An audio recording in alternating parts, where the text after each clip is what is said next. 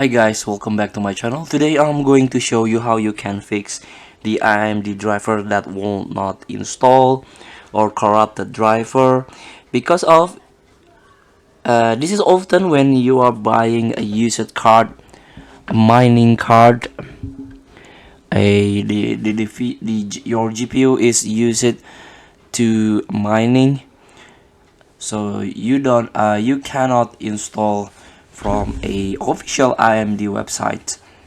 So to fix it, you can go to the search for .net and try to search AMD or at ATI pixel clock patcher here.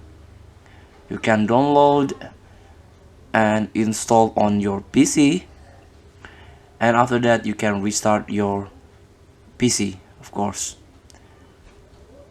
So the AMD AT pixel clock patcher modified the AMD or ATI video driver, allow higher resolution and refresh rates by removing the 165 MHz pixel clock limit for single link DVI and HDMI.